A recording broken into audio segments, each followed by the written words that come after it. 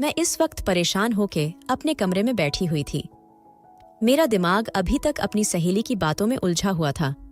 एक तरफ मेरी माँ थी और दूसरी तरफ मेरी मोहब्बत थी। कुछ समझ नहीं आ रहा था कि मैं अपनी माँ को बचाऊं या अपने प्यार को। उन दोनों में से किसी एक को ही मैं बचा सकती थी। मेरा मोबाइल मेरे हाथ में था और दूसरी तरफ मेरी सहेली मेरे जवाब का इंतजार कर रही थी। आधी रात तक मैं इसी बारे में सोचती रही और फिर मैं एक फैसले पर पहुंच गई कि अगर मैंने अपनी माँ को खो दिया तो मैं कभी भी खुद को शायद माफ नहीं कर पाऊंगी। फिर मैंने अपनी सहेली का नंबर मिला लिया था। उससे मैंने अपना फैसला सुना दिया। मेरी बात सुनकर वह बहुत खुश हुई और मुझे कहने लगी कि मुझे तुमसे इसी समझदारी की उम्मीद थी। उसने मुझसे कहा कि मैं तुम्हें सोते नहीं अपनी बहन बनाकर लेकर जाऊंगी, तुम्हारा बहुत ख्याल रखूंगी। और मुझे यकीन था कि जो वह कह रही है वह सच है, क्योंकि वह मेरी सहेली से ज्यादा मेरी दीदी की तरह थी और मेरा हमेशा ही बहुत ज्यादा ख्याल करती थी। वह मुझसे बहुत ही ज्यादा प्यार करती थी। फोन बंद करने के बाद मैं रो पड़ी थी। प्यार की कुर्बानी देना, अपने प्यार से दूर रहना आसान काम नहीं था, मगर अपनी माँ की वजह से मुझे यह कुर्बानी देनी ही पड़ी थी, क्योंकि मेरे पास इसके अलावा और कोई रास्ता नहीं था। मैं जानती थी कि जब अजय को यह सब पता चलेगा तो वह मेरे बारे में क्या सोचेगा। उसे लगेगा कि मैंने उसे धोखा दिया है, जानबूझकर किसी और के साथ विवाह किया है। मगर हकीकत क्या थी यह तो माँ ही जानती थी, या फिर मेरा भगवान जानता था। वह रात मैंने कंटों के ऊपर बसर की थी। मैं जानती थी कि अब आने वाली हर रात ही मेरे लिए ऐसी ही तकलीफ का बहिश बनने लगी। अपनी माँ और सहेली को खुशी देने के लिए मुझे यह कुर्बानी देनी ही पड़ी। अजय को तो कोई भी लड़की मिल सकती थी, किसी भी अच्छी लड़की के साथ वह अपनी जिंदगी शुरू कर सकता था। मगर मेरी माँ को कुछ हो जाता, मैं उन्हें खो देती, तो मैं कभी भी खुद को माफ नहीं कर सकती थी। उनके बगैर मैं कैसे जी पाती। यही सोचते सोचते मैं भी सो गई थी और फिर अगले दिन अपनी माँ के बुलाने पर ही मेरी आंख खुली थी। आज भी उनकी तबीयत खराब थी। मैं उन्हें अस्पताल लेकर आ गई थी। डॉक्टर ने चेक करके कहा कि उनकी सेहत तो रोज ब रोज खराब हो रही है। मैं जब उन्हें लेकर वापस घर आई तो मेरी सहेली अपने पति के साथ घर में मौजूद थे और उन दोनों ने मेरे फैसले को पसंद किया था। मेरी सहेली के पति जल्द ही मुझसे शादी करना चाहते थे और फिर मैंने दिल पर पत्थर रखकर उनके साथ विवाह के लिए हाँ कर दी थी। जब मेरी माँ को यह बात पता चली तो उन्होंने मुझे इस बात से दूर रहने को कहा, क्योंकि उन्हें पता था कि मैं और अजय एक दूसरे को पसंद करते थे। तभी वह मेरे इस फैसले पर हैरान थी, मगर कोई भी मेरा यह फैसला बदल नहीं सका था। मुझे इस बात पर कोई पछतावा नहीं था कि मेरी माँ की जिंदगी सबसे बढ़कर अजीज थी। मुझे इस ज्यासी कितने प्रेम को छोड़कर अपनी माँ पर वार सकती थी। अजय मुझसे नाराज होकर वहां से चला गया था। उसका कहना था कि मैं उसके बिना खुश नहीं रह सकती। यह बात तो मैं भी जानती थी कि मैं उसके बिना खुश नहीं रह सकती। मैं उससे दूर रहकर भी उसे याद करने वाली थी। मैं इस वक्त अपने पति के कमरे में उनका इंतजार कर रही थी। मैं रूपा के बारे में सोच रही थी कि उसके लिए यह कितना मुश्किल होगा अपने पति को खुद ही किसी और लड़की के हवाले करना। तभी कमरे में आकर उन्होंने लाइट ऑन ऑफ कर दी थी। मुझे कहने लगे कि मैं अपनी पत्नी की जगह किसी और को देना मेरे लिए आसान नहीं है। तुम भी इस बात को समझ जाओ और कपड़े बदलकर इधर आओ। फिर जब मैंने वापस आई तो हम दोनों के दरमियान सब कुछ हो गया था, जो आज की रात का और इस रिश्ते का ताकाजा था। अब मैं पूरी तरह से उनकी हो गई थी।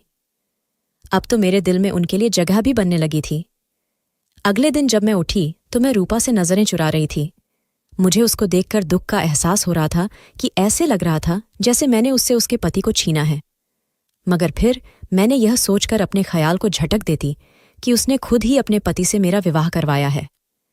सुबह उठने के बाद मुझे पता चला कि मेरे पति ऑफिस में जा चुके हैं और इस वक्त घर में मेरे जीठ और रूपा मौजूद हैं। मैं रूपा के साथ ही अपनी माँ से मिलने के लिए आ गई थी। मेरी माँ मुझसे नाराज थीं।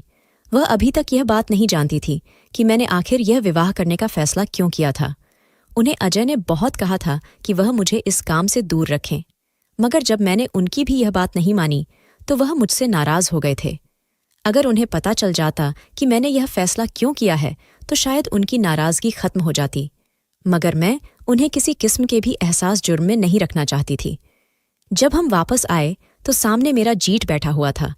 वह मुझे गहरी नज़र से देख रहा था। उसकी आंखों में एक अजीब सा प्रेम मेरे लिए नजर आ रहा था। यह देखकर मैं घबरा गई थी कि मुझे अपने जीठ से डर लगता था, क्योंकि उसका चेहरा बुरी तरह से जल चुका था। अभी तक उसका इसी वजह से विवाह नहीं हो पाया था। उसको देखकर लड़कियां डर जाते थे। उसका रुपया पैसा भी उसके किसी काम नहीं आया था, क्योंकि न उसका चेहरा ठीक हुआ था और न ही कोई लड़की उसके पैसे की वजह से उससे विवाह करने के लिए थी। वह अकेले ही जिंदगी गुजार रहा था। उसे हमेशा देखकर मुझे उसे पर तरस आता था, मगर इस वक्त वह मुझे जिन नजरों से देख रहा था उन्हें देखकर मैं डर गई थी। रूपा काफी देर से मेरे चेहरे को देखती रही, फिर मुझे कहने लगी कि तुम रवि को देखकर दर्द क्यों जाती हो? वह बहुत अच्छा है। पता नहीं क्यों उसे देखकर मुझे डर लग जाता है। इसका चेहरा क्या सारी जिंदगी ऐसे ही रहेगा? यह ठीक नहीं हो सकता।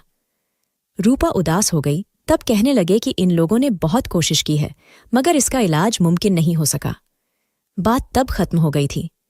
मैं सोचती थी कि रूपा का दिल कितना बड़ा था कि उसने अपना पति मेरे हवाले कर दिया था। क्या उसे औलाद की इस कदर दिल में चाहत थी कि वह इतनी बड़ी कुर्बानी भी दे सकती थी? मेरे पति रोजाना कमरे में आने के बाद लाइट ऑन ऑफ कर दिया करते थे। उनका कहना था कि मैं रूपा की जगह किसी और को कभी भी नहीं दे सकता, इसलिए जब तक ऐसा चलता है चलने दो। जब तक मैं नॉर्मल नहीं हो जाता तुम यह सब बर्दाश्त करो। मुझे भी इस बात पर कोई आतिराज नहीं था। रूपा की तबीयत भी कई दिनों से खराब थी। मैंने उसे बहुत कहा कि मैं तुम्हें डॉक्टर के पास लेकर जाती हूं, मगर उसने मेरी बात नहीं मानी और फिर शाम को जब मेरे पति घर आए तो वह उनके साथ डॉक्टर के पास गई। यह देखकर मुझे बहुत अजीब सा एहसास हुआ था। आज रात को मैं उसको देखने के लिए उसके कमरे में आ गई। कमरे का दरवाज़ा अंदर से बंद था, मगर अंदर से किसी के बातें करने की आवाज़ सुनाई दे रही थी। मैं हैरान रह के रूपा के कमरे में यह मर्द कौन था? मेरे पांव के नीचे से जमीन निकल गई थी। क्या रूपा का किसी से चक्कर चल रहा था? रूपा क्या किसी और मर्द को पसंद करने लगी थी? जब भी उसने अपने पति की दूसरा विवाह करवा दिया था, तभी उसने अपने पति को मेरे हवाले किया, वरना वह क्यों ऐसा कर सकते थे? मैंने कमरे का दरवाज़ा खोलने की कोशिश की, मगर कमरे का दरवाज़ा अंदर से बंद था। फिर मैं सोचते हुए अपने कमरे में वापस आ गई थी। रूपा ऐसे कैसे कर सकते थे? वह तो अपने पति से बहुत मोहब्बत करती थी। मुझे कुछ समझ नहीं आ रहा था, यह सब क्या है? अब हर दूसरे तीसरे दिन मैं जब भी अपने कमरे से बाहर निकलती तो रूपा के कमरे से आवाज़ सुनाई दे रही होती थी। मुझे अंदाज़ा हो गया था कि उसका सच में ही किसी के साथ चक्कर चल रहा था, और फिर मैं अपने पति को यह बात बताना चाहती थी, मगर रूपा मेरी सहेली थी। मैं उसके साथ ऐसा कैसे कर सकती थी? मैंने सोचा कि मुझे रूपा को समझाना चाहिए कि अपने पति को धोखा मत दो। उसकी तबीयत ठीक होने के बजाय खराब हो रही थी और उसे इस बात की कोई फिक्र भी नहीं थी। वह बहुत कुछ खाती थी, जो कुछ भी हो उल्टी हो जाती थी, मगर वह इस बात को नॉर्मल अंदाज में ले रही थी, जैसे यह कोई फिक्र की बात ही न हो। मुझे बहुत परेशानी थी। मेरे पति हर रात मुझसे ऐसे प्रेम जता था जैसे वह कभी रूपा से कोई ताल्लुक ही न हो। मैं अपने पति को कहती थी कि आपको रूपा को भी टाइम देना चाहिए, आपको उसके कमरे में भी जाना चाहिए, मगर वह कहते कि इतने साल से मैं उसी को ही तो वक्त दे रहा हूं। हमारी नई नई शादी हुई है और हमें एक साथ ज्यादा से ज्यादा वक्त गुजारना चाहिए। उनकी बात सुनकर मैं खामोश हो जाती थी और फिर मैंने रूपा से पूछा कि रात को तुम्हारे कमरे में कौन था? तुम किससे बात कर रही थी? जानती हो, अगर पति को पता चल गया तो क्या होगा? रूपा के चेहरे का रंग बदल गया। वह मुझे कहने लगी, यह बात किसी को भी मत बताना। यह सुनकर मुझे बहुत गुस्सा आया। मैं उसे कहने लगी कि मैं तो किसी को भी नहीं बताऊंगी, लेकिन अगर खुद से तुम्हारे पति को पता चल गया तो जानती हो क्या होगा? वह तुम्हें अपनी जिंदगी से निकाल देगा। रात को सोते हुए मैंने अजीब सा ख्वाब देखा था, जिसे देखकर मैं डर गई थी। मैंने अपने पति की तरफ देखा। वह सो रहा था। मुझे अंधेरे में बहुत डर लग रहा था, इसीलिए मैंने कमरे की लाइट ऑन कर दी। लाइट का ऑन करना ही था कि मेरे पति हर भरा कर उठ बैठे। अब जब मेरे उनके चेहरे पर नजर पड़ी तो मैं बुरी तरह से चीख पड़ी थी, क्योंकि मेरे सामने मेरे पति का... मैं छोटी सी थी जब मेरे पिताजी का इंतकाल हो गया था। मेरी माँ ने ही मुझे पाला था। उन्होंने मेरा बहुत ख्याल रखा था। उनके लिए मैं ही सबसे बढ़कर थी। मेरी खुशी से ज्यादा तो उन्हें कुछ भी अच्छा नहीं था, और मैं भी उन्हें कुछ करने के लिए हर वह काम करती थी जो वो मुझे कहती थी। अपने स्कूल में मैं सबसे अच्छे नंबर लेती थी। मोहल्ले में भी किसी बच्चे से लड़ाई नहीं करती थी, किसी से झगड़ा नहीं करती थी, और न ही कभी मेरी माँ जी को शिकायत मिली थी। दिल यूं ही दिन बिताते जा रहे थे। अब मैं कॉलेज की तालीम मुकम्मल कर चुकी थी और अब मैं एक कंपनी में नौकरी कर रही थी। मेरी माँ अब बूढ़ी हो गई थी। अब वह बहुत ही ज्यादा बीमार रहने लगी थी। मैं जब भी उन्हें डॉक्टर के पास लेकर जाने की बात करती तो मुझे यह कहकर टाल देती, मैं बिल्कुल ठीक हूं, दवा लेने से मैं ठीक हो जाऊंगी। यह सुनकर मैं काफी मुब्तला हो जाती थी। उन्हें कहती कि जब तक वह डॉक्टर के पास नहीं जाएंगी तब तक ठीक कैसे होंगी। मगर माँ जी को यह बात समझ में नहीं आती थी। इन्हीं दिनों मेरी अजय के साथ मुलाकात हुई थी। वह भी मेरी ही कंपनी में नौकरी करता था। वह एक गरीब लड़का था, मगर वह मेरे साथ बहुत अच्छा था, मेरा बहुत ख्याल रखता था, जिसकी वजह से मैं उसके प्रेम में मुब्तला हो गई थी। हम दोनों का ही विवाह करने का इरादा था। वह भी आज कल के लड़कों की तरह टाइम पास नहीं था। वह भी मेरे साथ बहुत ही ज्यादा मुखलिस था। हम दोनों का एक साथ वक्त अच्छा गुजरता था।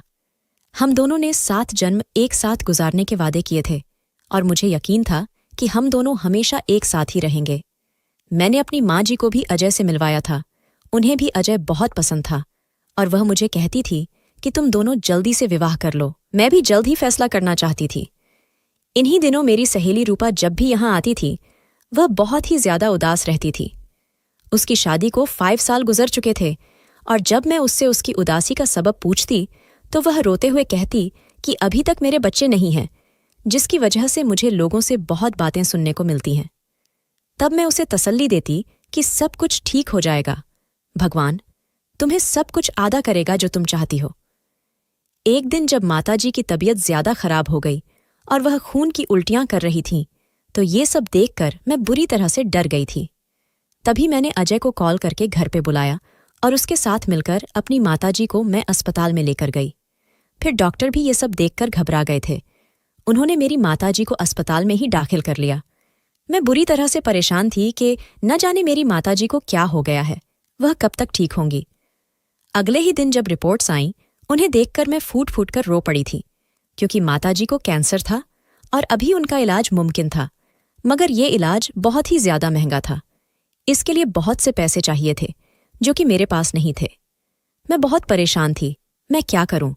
आज रूपा मेरे पास आई तो वह बहुत खुश लग रही थी, मगर जब उसने मेरे चेहरे पर नजर डाली तो वह परेशान हो गई और मुझसे जब उसने मेरी उदासी के बारे में पूछा तो मैंने उसे सारी बात बताई।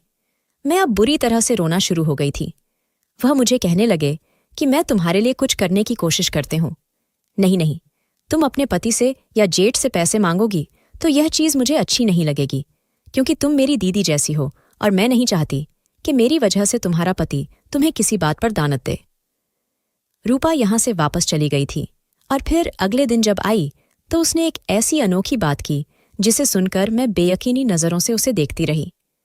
तब वह मुझसे नजर छुराकर कहने लगी कि इसमें तुम्हारा भी फायदा है। अगर तुम इस बात को मान लो तो तुम भी फायदे में रहोगी और मुझे भी फायदा होगा। मुझे भी मेरी ख्वाहिश पूरी हो जाएगी। तुम जानती हो कि मैं किस कदर उदास हूं। तुम मेरे पति से विवाह कर लो, मुझे एक बच्चा दे दो।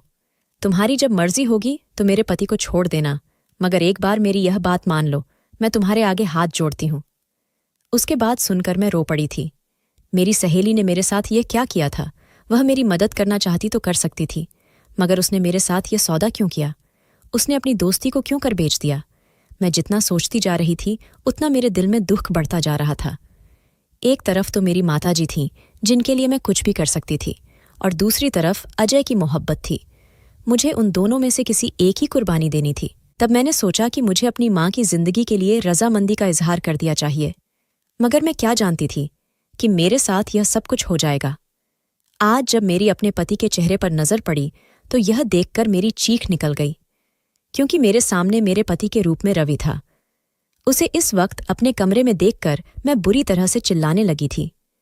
तभी वह अपनी जगह से उठा, मेरे मुंह पर हाथ रखकर कहने लगा कि आधी रात को शोर मत मचाओ, सब लोग सुनेंगे। घर में मुलाजिम भी हूं और तुम्हारा आधी रात को यूं शोर मचाना मुनासिब नहीं है। उसके बाद मैंने फूंटकर रो पड़ी और उसे कहने लगी कि तुम्हारी हिम्मत कैसे हुई मेरे करीब आने की? तुम रात के इस वक्त मेरे कमरे में हो तो जानते हो, अगर मेरे ओटी को पता चला तो क्या होगा? वह खामोशी से मेरे चेहरे की ओर देखता रहा। मैं मुसालसल उसे बुरा भला कह रही थी। तब वह कमरे से बाहर चला गया था। उसके बाद मैं अपने बिस्तर पर गिरकर रोती रही थी।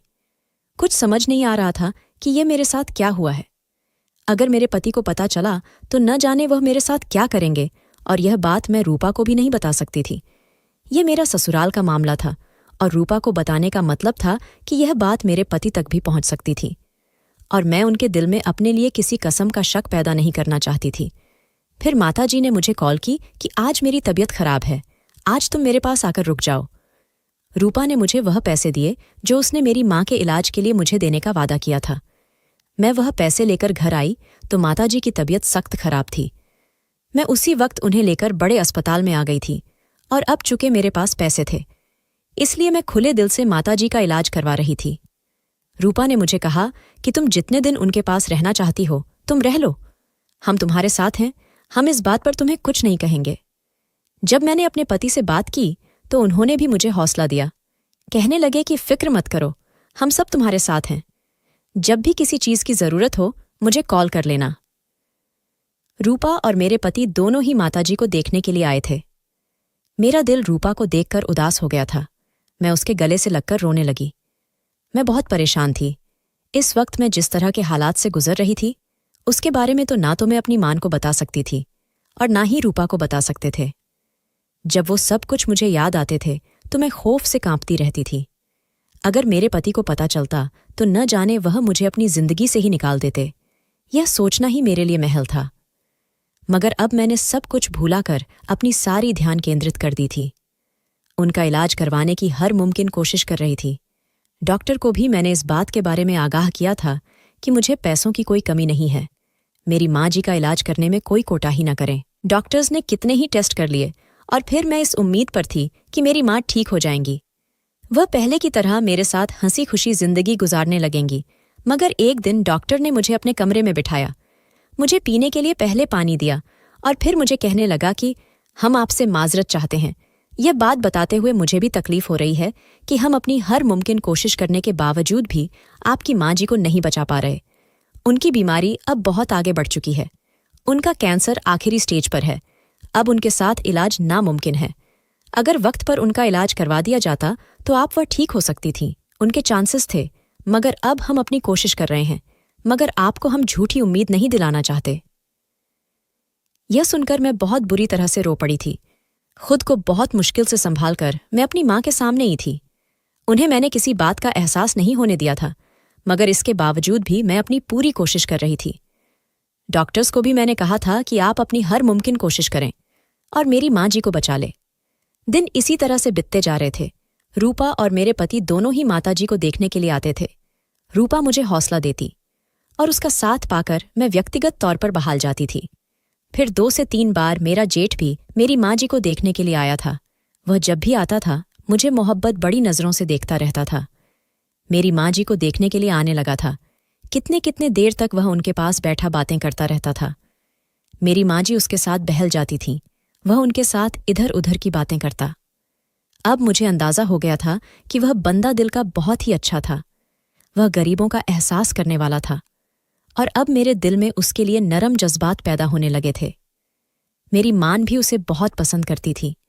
वह मुझे कहती थी कि अगर इसके साथ यह हादसा पेश ना आया होता तो इस जैसा कोई दूसरा इंसान ही नहीं था। यह तो बहुत ही अच्छा इंसान है। लोग तो ज़ाहिरी शक्ल सूरत देखते हैं, इस सब में इस बेचारे का तो कोई कसूर नहीं है। यह तो इस हादसे के बाद से बदसूरत भी गया है। मुझे भी दिल ही दिल में शर्मिंदगी महसूस होने लगी थी। मैंने उसे इंसान को समझने की कोशिश ही नहीं की थी। उसे देखकर ही यह फैसला कर लिया था कि जितना वह देखने में भयानक है उतना ही वह अंदर से भी बुरा है। अब मेरी माँ जी की तबीयत पहले से भी ज्यादा खराब रहने लगी थी। अब उनके लिए अस्पताल में बहुत ज्यादा भाग दौड़ करने पड़ती थी और यह सारी भाग दौड़ रवि ही करता था। मुझे कुछ पता नहीं चलता था कि कौन सा टेस्ट कहाँ से करवाना है, किस डॉक्टर को कब बुलाना है, और यह सारा कुछ रवि ही करता था और मैं दिल ही दिल में उसकी एहसान मान थी। मगर इस सब से भी कुछ हासिल नहीं हुआ था। मेरी माँ जी एक दिन मुझे रोते हुए छोड़कर इस दुनिया से चले गए थे। मैं अब बिखर के रह गई थी।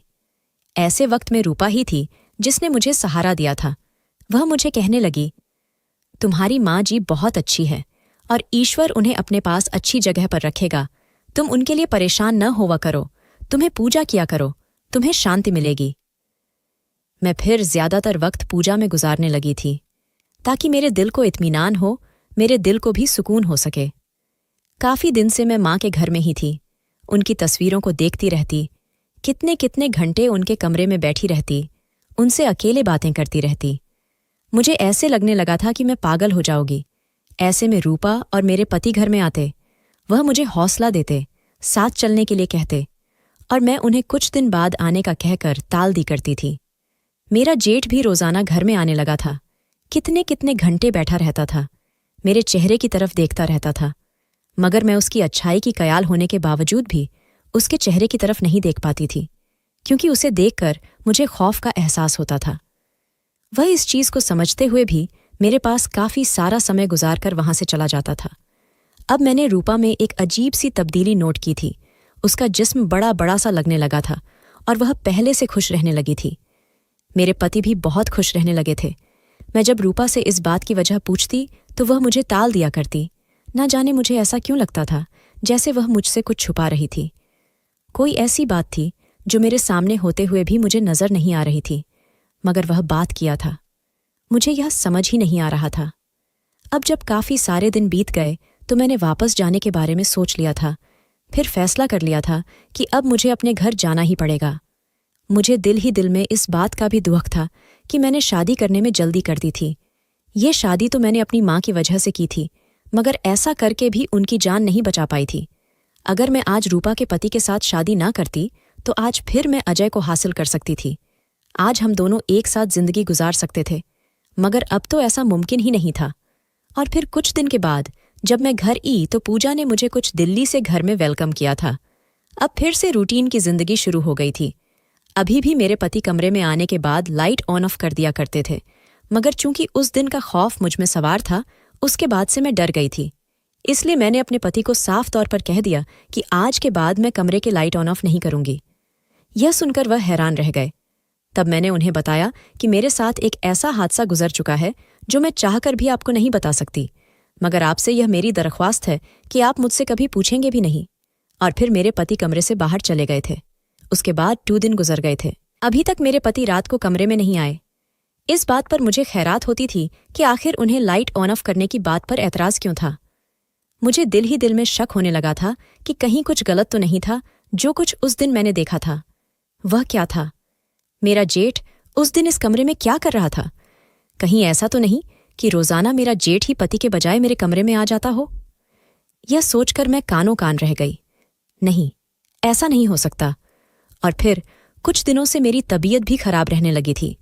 मैं रूपा के साथ डॉक्टर के पास आई तो वह मुझे चेकअप करने के बाद रूपा से कहने लगी कि भगवान ने चाहा तो वह आप दोनों को बेटा अता करेगा, और आपको देखकर साफ अंदाज हो रहा है कि आपका बेटा ही होगा। यह सुनकर मेरा मुंह खुले का खुला रह गया था। रूपा की तरफ देखा तो उसके चेहरे का रंग बदल गया था। रूपा घबरा गई थी। मैंने रूपा से पूछा कि डॉक्टर ये सब क्या कह रही है? वह मुझे कहने लगी कि तुम घर चलो, मैं तुम्हें घर जाकर सब बताती हूँ। जब तक हम लोग घर आए मैं यही सब कुछ सोचते सोचते परेशान हो गई थी। घर आने के बाद रूपा कहने लगी कि डॉक्टर को गलतफहमी हुई होगी। वह न जाने किस वजह से यह बात कह रही थी। हालांकि वह जानती है कि मेरी शादी को तो इतने साल गुजर चुके हैं और अभी तक मेरे बच्चे नहीं हैं। उसकी बात सुनकर खामोश हो गए थे।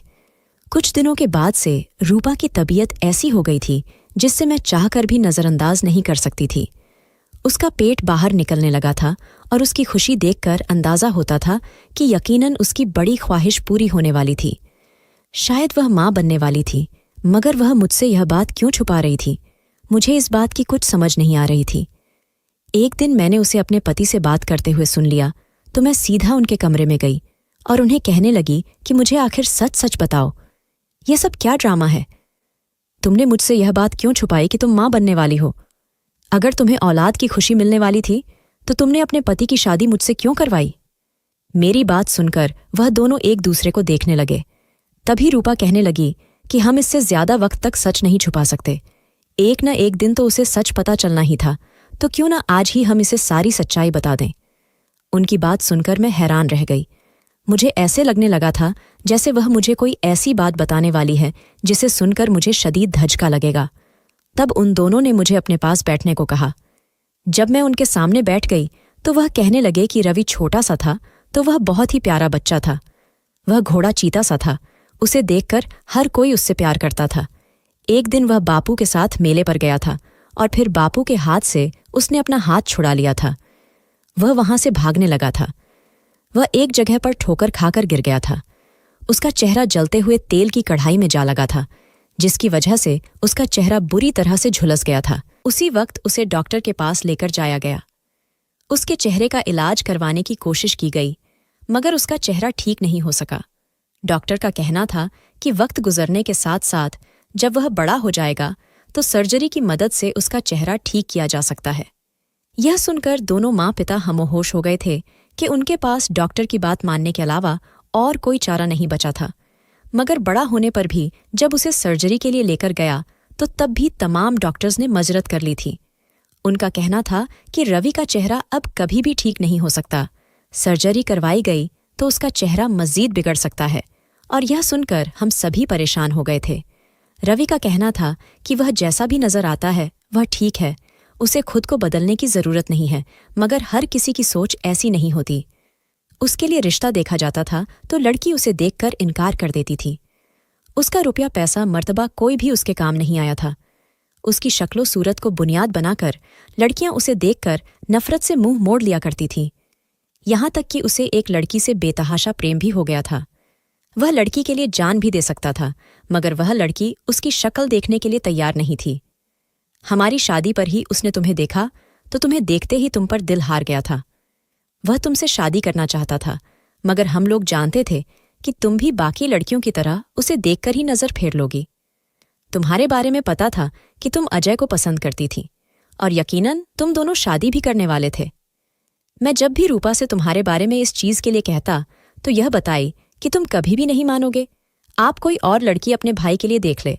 और फिर उसे दिन जब रूपा ने मुझे तुम्हारे मास्टर जी के बारे में बताया तो मेरे जहन में यह ख्याल आया कि मैंने रूपा से कहा कि वह तुमसे बात करें, कि तुम्हें वह इस तरह से ट्रैप करने की कोशिश करें।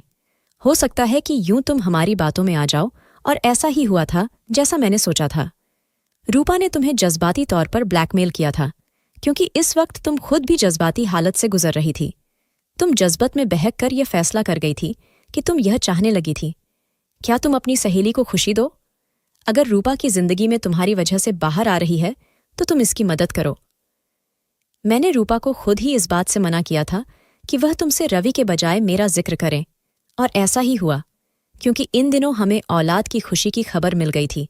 और फिर मैंने रूपा को खुद ही मना कर दिया कि वह तुम्हें यह बात न बताए। उसे दिन जब तुमने रवि को देख लिया तो तब हमें इस बात का डर था कि तुम शायद कभी दोबारा वापस न आओ। शायद तुम हकीकत तक पहुंच जाओ, मगर तुम सच जानकर भी उससे अनजान रही थी। अब मजीद तुमसे इस सच को नहीं छुपा सकते। तुम्हारी शादी मुझसे नहीं बल्कि रवि के साथ हुई है, और यह हकीकत तुम्हारी माँ जी भी जानती थी। यह सब सुनकर मेरा मुंह खुले का खुला रह गया था। मुझे बिल्कुल भी यकीन नहीं आ रहा था कि मेरे साथ यह सब क्या हुआ था, और मुझे रूपा पर गुस्सा था कि वह मुझे सच बता सकती थी। मैं उस वक्त इस कदर मजबूर थी कि मैं कोई भी फैसला कर सकती थी, उसके जेठ के साथ शादी कर सकती थी, और फिर मैंने इस हकीकत को तो तस्लीम कर लिया था। वैसे भी मैं यह जान गई थी कि ज़ाहिरी शक्ल सूरत कुछ भी नहीं होता, इंसान का दिल अच्छा होना चाहिए।